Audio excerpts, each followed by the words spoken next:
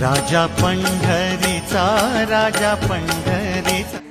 बाकी प्रपंचात आपल्याला लक्ष द्या असं सांगावं लागतं का? प्रपंच आपण किती लक्ष देऊन करतो? बारीक लक्ष असतं प्रपंचात. महिला वर्ग, चहा संपलाय, साखर संपलीये, पीठ संपत आलंय, भरलं पाहिजे, किराणा संपत आलाय, भरला पाहिजे. प्रपंच किती बारकाईने करतो आपण. तेवढ्याच बारकाईने किंबहुना त्यापेक्षा जास्त बारकाईने सूक्ष्मतेने जर परमार्थ केला तर जनाबाईंच्या सारखा देव सुद्धा आमच्या घरात येईल. जनाबाईंनी आणलं ना देव घरात. देवळातला देव स्वयंपाक घरात आणला आणि त्याला जात्यावर जाळायलाच लावलं. हा अधिकार होता, हा भक्तीतला पुरुषार्थ होता जनाबाईंचा. मग आमचं प्रपंचातलं लक्ष गेलं आणि परमार्थाकडे लागलं की आमच्याही घरात देव येणार. पण आम्हाला घरात देव नको. खरं सांगा, पाहिजे का? आमच्या घरात देव पाहिजे? आम्हाला देव सोडून सगळं पाहिजे, बरोबर आहे ना?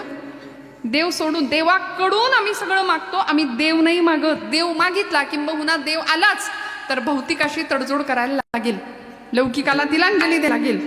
म्हणून देव आला तर आमचं जरा जगणं कठीण होऊन बसेल.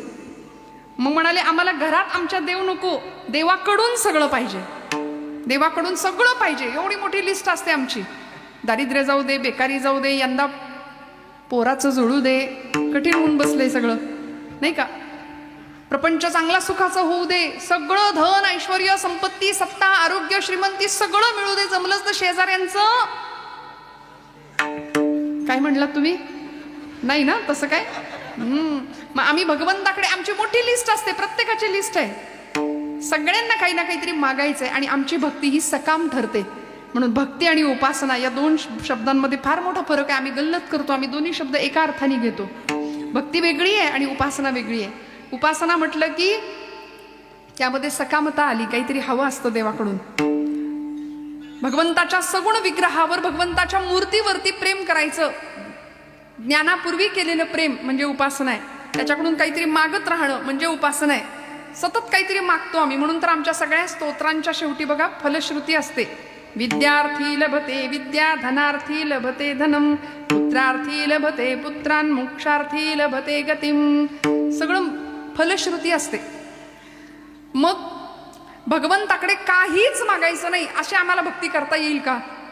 शिवस्तुतीतला एक सगळ्यात शेवटचा श्लोक आहे. परवा एका कीर्तनात मी गायले. शास्त्राभ्यास नको, श्रुती पढू नको, तीर्थासी जाऊ नको. ऐका बरं का.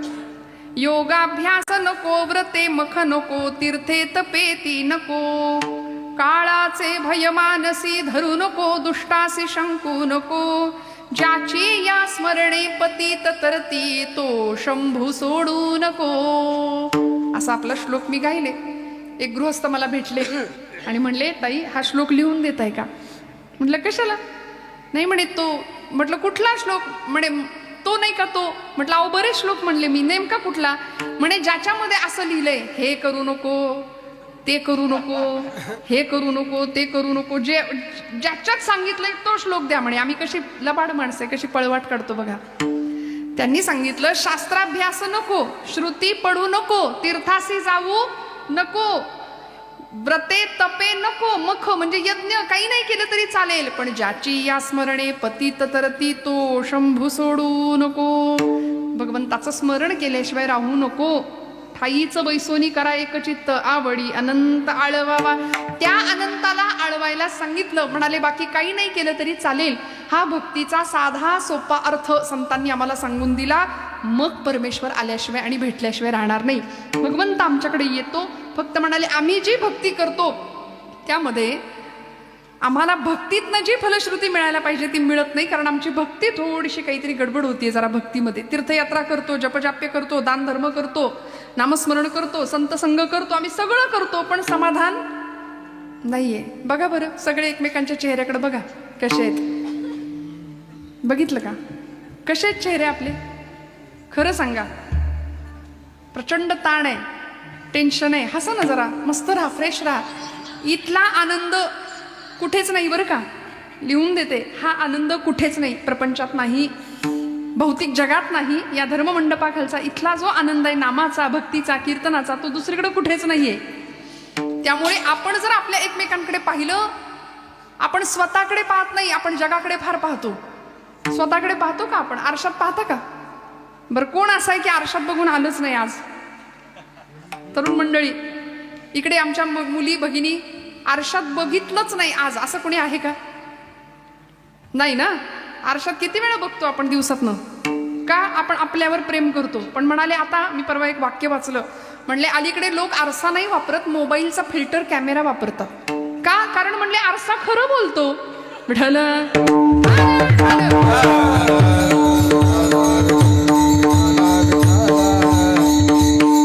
आरसा खरं बोलणार आहे. आरसा तुम्हाला जसे आहात तसे दाखवेल, आहे की नाही? फिल्टर काय करतो? नसलेलं गोरं करून टाकतो की नाही? मग उम्र भर गालिब यही भूल करता रहा, धूल चेहरे पर थी और आईना साफ करता रहा. अशी आमची गंमत आहे. आयुष्यभर आम्ही आरशेच पुसत बसलो, पण कधीतरी स्वतःच्या चेहऱ्यावर धूळ आहे, स्वतःच्या मनावर धूळ आहे. बघितलं कधी? आत डोकावून पाहिलं कधी? आणि खरं सांगू, माझ्या ज्ञानोबांनी, माझ्या तुकोबांनी आत बघायला शिकवलंय. आत कसं बघायचो? आतमध्ये बघूया. तो भगवंत आम्हाला आत दिसणारे. या हृदयामध्ये मी रामू, असता सर्व सुखांचा आरामू, परिभ्रांतासी कामू विषयावरी.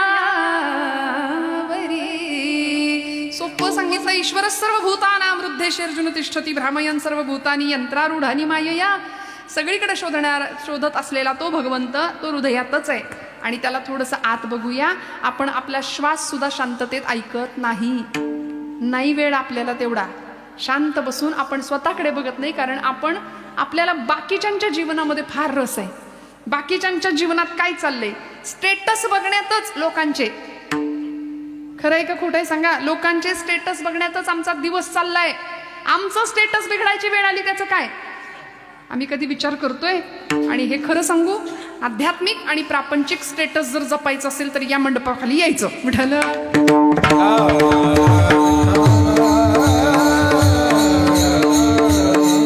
आणि नुसतं नाही यायचं, आपल्या लेकरा बाळांना घेऊन यायचं. आईसाहेबांनी केवढा मोठा घाट घातलाय, किती सुंदर मोठं वैभव.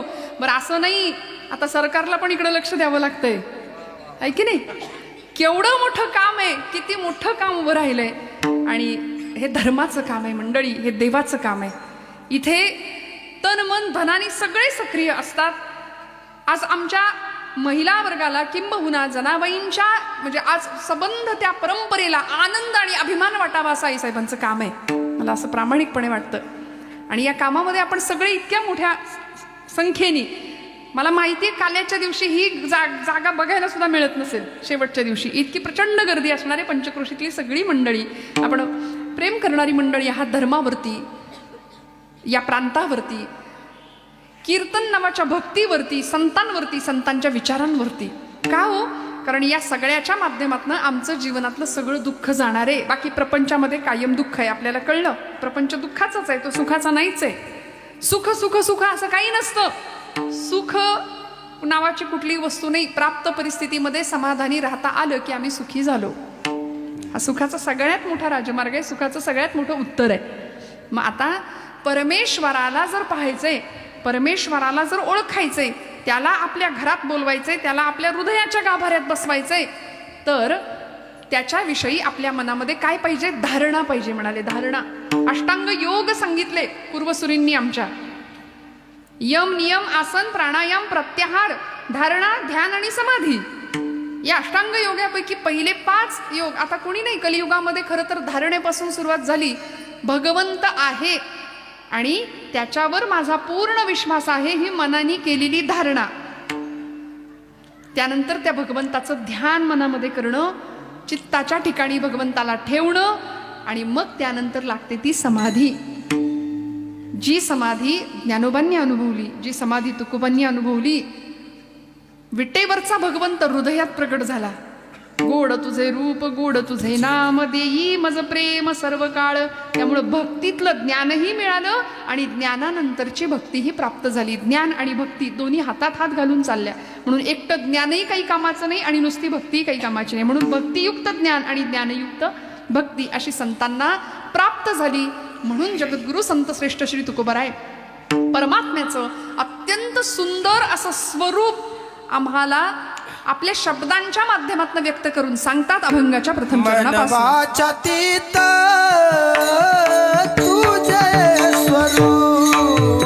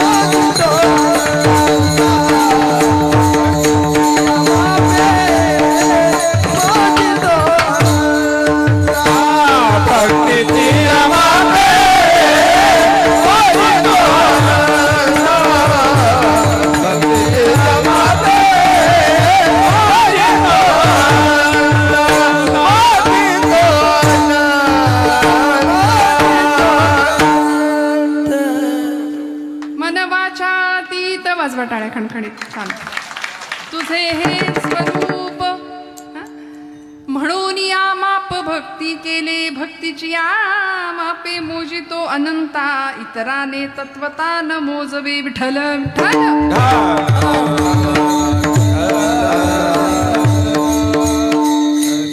भगवंताच्या स्वरूपाचं वर्णन सांगितलं तुकोबरायांनी. देवा तुझं स्वरूप कसं आहे? मन वाचातीत तुझे हे स्वरूप, मनाच्या आणि वाणीच्या पलीकडे असलेलं भगवंता तुझं रूप आहे, तुझं स्वरूप आहे. श्रीमद भागवतकार आपल्या मंगलाचरणामध्ये भगवंताचं स्वरूप सांगतात, त्याचं सामर्थ्य सांगतात आणि त्याचा स्वभाव सुद्धा सांगतात. सच्चिदानंद रूपाय विश्वोत्पत्त्यादि हेतवे तापत्रय विनाशाय श्रीकृष्णाय वयं नमः. सच्चिद आनंद असं भगवंताचं स्वरूप आहे म्हणाले. पुढे त्याचं सामर्थ्य काय? विश्वोत्पत्त्यादि हेतवे, विश्वाच्या उत्पत्तीला स्थितीला आणि लयाला कारण असणारा तो भगवंत आहे. तो जग निर्माण करतो, जग तोच जग बनून राहतो आणि सगळं होऊन मिटवतो सुद्धा तोच, शेवटी उरतो सुद्धा तोच. अद्यतिष्ठ दशांगुलम. त्यामुळे आणि भगवंताचा स्वभाव सांगितला. तापत्रय विनाशाय, आदि दैविक, आदि भौतिक आणि आध्यात्मिक या तीनही तापांचं निवारण करणारा तो भगवंत आहे, असं त्याचं स्वरूप, त्याचा स्वभाव आणि त्याचं सामर्थ्य सांगितलं. त्याला आपण काय म्हणतो? अखिलकोट ब्रह्मांडाचा नायक, जगाचा बाप म्हटलंय त्याला. आपण एसटीने प्रवास करताना सगळे करताना कुठं बसता? एसटी मध्ये काय आग्रह असतो आपला? कुठं बसायचं असतं? हा, एसटी मध्ये पुढच्या सीटवर बसायचा आग्रह असतो. मग किती गर्दी असली तरी आपण जागा धरून, खिडकीतनं जागा धरून ठेवतो, पण पुढच्या सीटवर बसायचा आग्रह असतो. का? कारण मागच्या सीटवर बसल्यानंतर सगळी आदळापट असते नाही का? मग ड्रायव्हर सीटपासनं जेवढ्या जवळ तेवढे धक्के आणि दणके कमी आहेत. हे एसटीतलं झालं. ड्रायव्हर सीटपासनं जेवढ्या लांब बसू तेवढी सगळी आदळापट असते. हे एसटी ड्रायव्हरच्या बाबतीत झालं किंवा साधं व्यवहारातलं उदाहरण झालं तर आपण जगाच्या मालकाला, अखिलकोट ब्रह्मांड नायकाला जगत चालक म्हणतो. तो जग चालवतोय, सगळी सूत्र त्याच्या हातात आहेत. निळोबरायांनी त्याचं वर्णन केलं. ऐसा लाघवी हा माया सूत्रधारी. तो सूत्रधार आहे, तो माया सूत्रधार आहे. त्याच्या हातामध्ये सगळी सूत्र आहेत ना. तर मग जीवनाच्या प्रवासामध्ये त्या सूत्रधारापासून, त्या जगत चालकापासून आपण जेवढे जवळ तेवढे धक्के आणि दणके कमी, आणि त्याच्यापासून जेवढे जास्त लांब तेवढी सगळी आदळापट आहे प्रपंचात. लक्षात ठेवा. मग नाही म्हणायचं देवा काय र वाट्याला दिलंस आमच्या म्हणून, अशी नाही तक्रार करायची भगवंताकडे. बघा, आम्ही त्याच्या जवळ जात नाही हा आमचा प्रश्न आहे. आम्हाला त्याच्या जवळ गेलं पाहिजे, संतांच्या जवळ गेलं पाहिजे, त्याचं स्वरूप जाणून घेण्याचा प्रयत्न केला पाहिजे. तुकोबरायांनी, ज्ञानोबरायांनी त्याला जाणलं, त्याला ओळखलं आणि त्याचं स्वरूप सांगत असताना महाराज म्हणतात मन वाचातीत तुझे हे स्वरूप. भगवंता तुझं स्वरूप कसं आहे? मनाने ते वर्णन करता येत नाही. मनाच्या ठिकाणी मन थकून जातं, कारण मन कशाचं चिंतन करतो? कीर्तनी बैसता निद्रे नागविले, मन माझे गुंतले विषय सुख.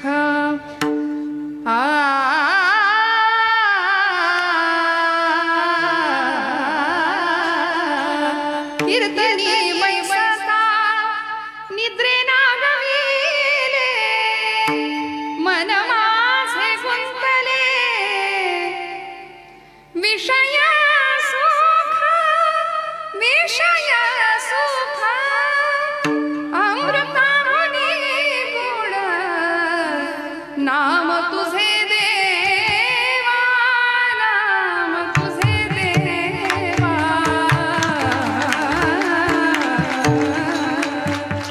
कीर्तनात बसल्यानंतर नामदेव महाराजांचं स्पष्ट म्हणणं आहे मन माझे गुंतले विषय सुख. खरं सांगा, आता इथे कीर्तनात सगळे आहात का तुम्ही?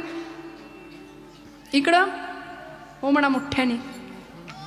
बांधव वर्ग, पुरुष वर्ग, आमची लेकरं सगळी लहान, सगळे तुम्ही कीर्तनात आहे ना? देहानी बसलाय, मन आहे का कीर्तनात? या मनाला उपमा दिली. मन माकडासारखं सगळीकडे उड्या मारत असतं. मनाला उपमा दिली अर्जुनानी, तर भगवान गोपालकृष्णांना असं म्हणालं. अर्जुनानी सांगितलं देवा चंचलम ही मन कृष्ण प्रमाथी बलवत दृढम तस्याहम निग्रहम मन्ये वायोरिव सुदुष्करम. अत्यंत चंचल आहे मन. म्हणजे बहुत चंचल चपल, जाता येता न लगे वेळा.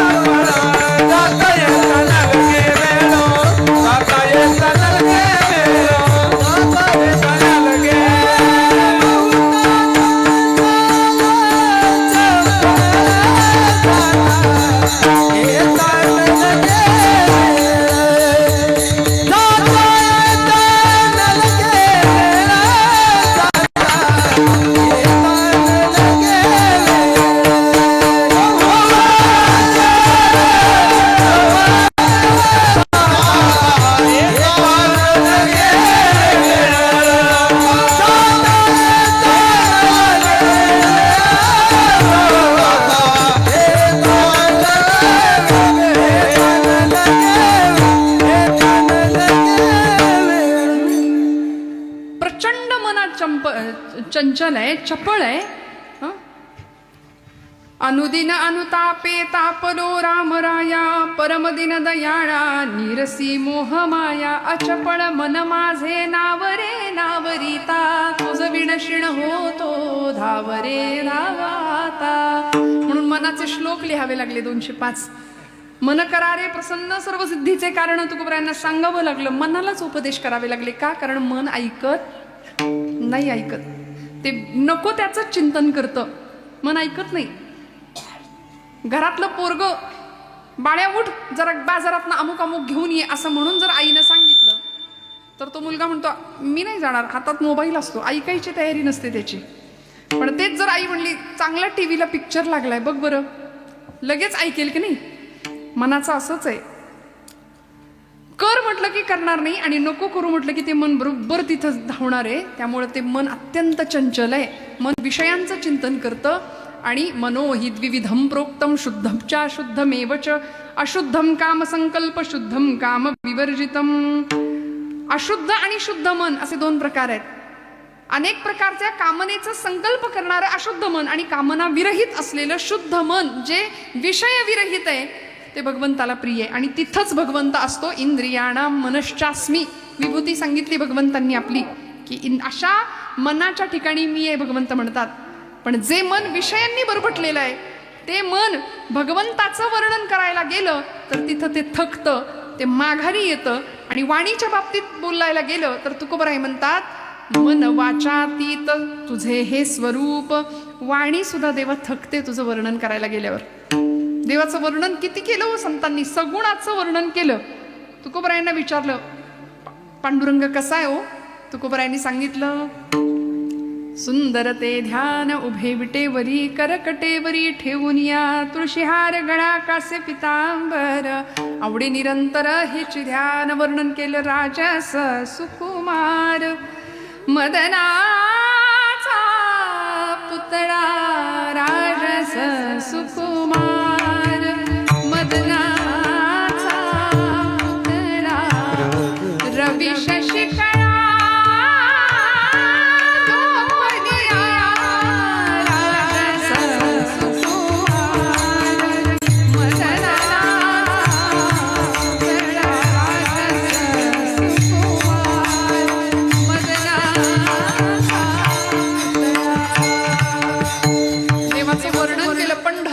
निळा लावण्याचा पुतळा विठो देखी येला डोळा. बाई येवो बाई येवो वर्णन केलं देवाचं. वाचेनी वर्णन केलं पण कशाचं? देवाच्या सगुण रूपाचं वर्णन केलंय. देव विटेवर कसा आहे, कृष्ण स्वरूपामध्ये हातात बासरी कशी घेतली आहे, मोरपीस कसा आहे, सुंदर त्याच्या सगुण रूपाचं वर्णन केलं. पण त्या पलीकडे असलेलं जे निर्गुण परब्रह्म आहे, निराकार भगवंत आहे, त्याचं वर्णन करायला गेलो तर महाराज म्हणतात मन वाचातीत. वाणीच्याही पलीकडे आहे देवा तू. तुझं वर्णन करता येत नाही. तुझं वर्णन करायचा अनेकांनी प्रयत्न केला. अनेकांनी कशाला? वेदांनी प्रयत्न केला.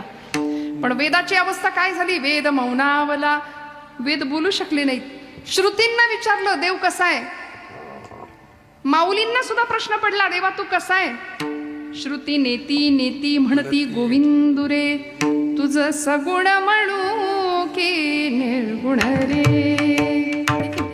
सगुण निर्गुण एकू गोविंदुरे. सगुण निर्गुण एकू गोविंदुरे. गोविंदुरे एकू गोविंदुरे तुझ सगुण म्हणू की निर्गुण रे. अनुमानेना अनुमानेना श्रुती नेती नेती म्हणती गोविंदुरे. गोविंदुरे एकू गोविंदुरे. श्रुती सुद्धा न इति म्हणायला लागल्या. देव कसा आहे? असा नाही असा नाही असा नाही. वेद थकले, शास्त्र पुराण थकली देवाचं वर्णन करता करता करता. तैतरीय उपनिषदामध्ये उपनिषदकार म्हणाले यतो वाचो निवर्तन्ते अप्राप्य मनसा सह. म्हणाली वाणी माघारी परतली थकून. मनाच्या बाबतीतही तेच झालं. मन सुद्धा थकून गेलं, बुद्धी थकली देवाचं वर्णन करता करता. पण देव कसा आहे तो आम्हाला नाही कळाला. मग देवाला मोजायचं कसं, देवाला ओळखायचं कसं, असा प्रश्न संतांना पडला. तुकोबराय म्हणतात, देवा तू दुसऱ्या कुठल्याही परिमाणाने किंवा कुठल्याही साधनाने मोजता येत नाही तुला, म्हणून आम्ही एक युक्ती केली. म्हणून या माप भक्ती केली, म्हणून या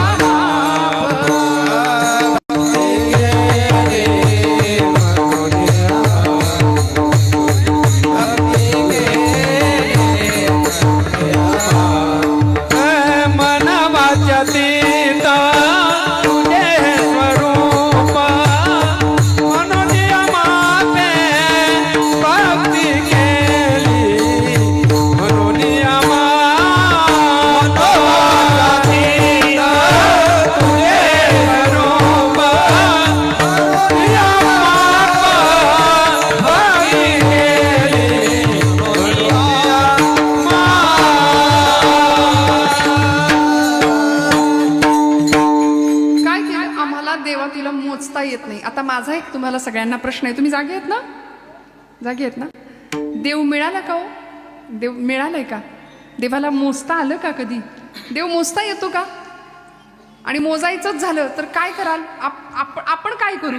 तुकोबरायांनी आपला प्रश्न सोडवून टाकला. महाराज म्हणले, म्हणून या माप भक्ती केले. एक माप दिलं तुकोबरायांनी आम्हाला. महाराज म्हणले, देवा तुला जर मोजायचं झालं तर आम्ही एकच माप वापरू, भक्तीचं. कारण तू अन्य कुठल्याही साधनांनी, अन्य कुठल्याही परिमाणांनी तुला मोजताच येणार नाही. कारण मोजायचंय काय? देवाला मोजायचंय. सोपं आहे का? सोनं मोजताना बघितलंय का कधी? सोनं, महिला वर्ग, सोनं माहितीये ना? सोनं कसं मोजतात? सोन्याचा तराजू बघितलाय? कुठे असतो? कुठं कसं मोजतात सोनं? काय परिमाण आहे? हा, ते सोनं मोजत असताना तो जो तराजू आहे किंवा ती इलेक्ट्रिक मशीन आहे आता सध्या, ती कुठं ठेवतात? कुठं असते? काचेच्या हवाबंद पेटीमध्ये तो सोन्याचं ते मशीन असतं, मापायचं, मोजायचं. का हो? मोजायचंय काय? सोनं. धुळीचा कण जरी पडला ना तरी वजनात फरक येतो. म्हणून किती हुशार असतात. बरोबर हवाबंद काचेच्या पेटीमध्ये तो सोन्याचा तराजू असतो.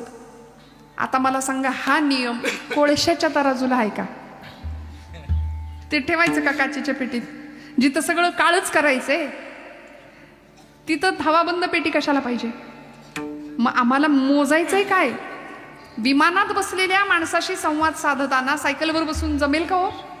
तो वेग, ती गती आम्हाला साधली पाहिजे.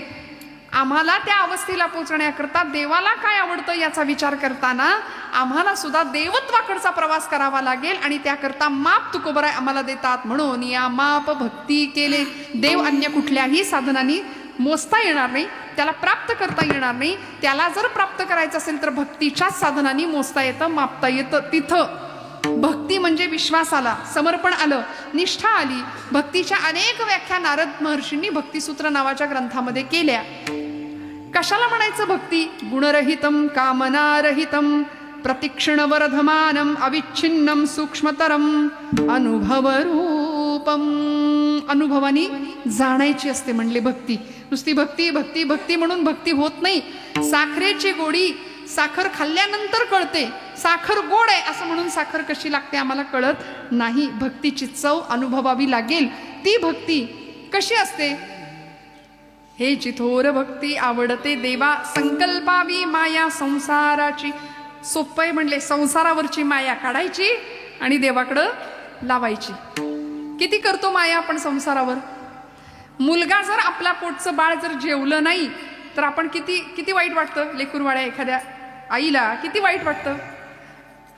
घरामध्ये जरा कुठं काही बिनसलं, प्रपंच आमचा सुखाचा नसेल तर आम्हाला किती वाईट वाटतं. त्यामुळे प्रपंचासाठी आपण जसं रडतो तसं आपण देवासाठी रडायचं, देवाच्या आठवणीने रडायचं. आणि देवाच्या आठवणीत रडू आलं की आमचं अंतःकरण भक्तियुक्त झालं असं म्हणायला हरकत नाही. भगवंताची भक्ती हृदयामध्ये प्रकट होण्याकरता हृदय किती संवेदनशील असलं पाहिजे. आपण प्रपंच करता लगेच डोळ्यात अश्रुधारा काढतो. जरा कोणी काही बोललं की लगेच डोळे वाहतात की नाही. पण देवासाठी कधी आम्ही रडलो का हो? देव जेवला नाही म्हणून आपण कधी रडलोय का? खरं सांगा. देवाला नैवेद्य अर्पण केला आणि देव जेवला नाही म्हणून आपण रडलो नाही. नामदेव महाराज रडले म्हणून पांडुरंगाला यावं लागलं. जनाबाई रडत होत्या आमचे राका कुंभार रडत होते, गोरोबा काका, सोखा मेळा रडत होते देवाच्या आठवणीत. माझ्या माऊलींनी तर किती टाहो फोडावा. पडिले दूर देशी मज आठवे मानसी, मज आठवे मानसी. नको नको हा वियोग कष्ट होता ते जीवासी. अहो देवाच्या आठवणीत रडणं काय अत्युच्च आणि पराकुटीची भक्ती असेल. माझे ज्ञानोबाराय असं रडायचे देवाच्या आठवणी करता. आमच्या राधाबाई, मीराबाई रडायच्या भगवंताच्या भक्तीसाठी. विष जरी प्यायचा प्रसंग आला ना तरी भगवंतावरची निष्ठा आणि विश्वास इतका प्रगल्भ होता, इतका प्रगाढ होता की वाटेल ते झालं तरी आमची भक्ती नाही आम्ही सोडणार. देह जावो अथवा राहो पांडुरंगी दृढ भावो, या न्यायाने करण्यात आलेली ती भक्ती होती. देवाला ओळखायचं होतं, त्या भक्तीच्या माध्यमातून देवाला मोजायचं होतं. माप होतं भक्तीचं. मन वाचातीत स्वरूप हे तुझे म्हणून या माप भक्ती केले. देवाचं स्वरूप खरं तर निर्गुण निराकार आहे. एकटा होता परब्रह्म, त्याला कर्मेना म्हणून तो अनेक झाला आणि ब्रह्मानी आपल्या मायेचा आधार घेतला. निळोबारायांनी फार सुंदर गवळण लिहिली. एकले न कंठेची म्हणून या येणे, एकले न कंठेची म्हणून या येणे, एकले न कंठेची म्हणून या येणे, एकले न कंठेची म्हणून या येणे. केली निर्माणे हो चौदाही भुवने, केली निर्माणे हो चौदाही भुवने, केली निर्माण चौदाही भुवने, केली निर्माण चौदाही भुवने. गगन मेघ सूर्य चंद्र तारांगणे, गगन चंद्र सूर्य मेघ तारांगणे. महाभूते भौतिके भिन्ने भिन्ने वो, पंचही महाभूते भौतिके भिन्ने भिन्ने वो. ऐसा लागले माया सुखदारी, ऐसा लागले माया सुखदारी. कसाय भगवंत, ज्याची नाभी कमळी जन्म चतुरानना, ज्याच्या नाभीतनं कमळ जन्माला आलं आणि त्याच्यामध्ये भगवान ब्रह्मदेवांचा जन्म आहे. ज्याची या नाभी कमळी जन्म चतुरानना, ज्याची या निज प्रभा प्रकाश रवी किरणा, ज्याची या महातेज तेज हुताशना, येण्याची पढवुनी वेद केला शहाणावो. वेदाला सुद्धा ज्यांनी शहाणं बनवलं असा भगवंत, ऐसा लाघवी या माया सूत्रधारी. मग असा भगवंत अगम्य आहे, अतर्क्य आहे, अव्यय आहे आणि असा अविनाशी असलेला परमात्मा, त्याचं स्वरूप सांगण्याकरता तुकोबराय म्हणतात मनाचा उपयोग नाही तिथं, वाणीचा उपयोग नाही तिथं, तिथं एकच माप कामी पडतं. म्हणून या माप भक्ती केले. देवाला ओळखायचंय, तिथं अविश्वास ठेवून उपयोग नाही मंडळी. बघा, वारी करणाऱ्या वारकऱ्याला एक पत्रकार भेटला. प्रचंड गर्दी, वारीचा पर्वकाळ, आणि एक 75-80 वर्षाचे गृहस्थ होते, म्हातारे बाबा होते. वारी चाललीये आणि वारीमध्ये चालत होते. पाठीवर एक त्यांचा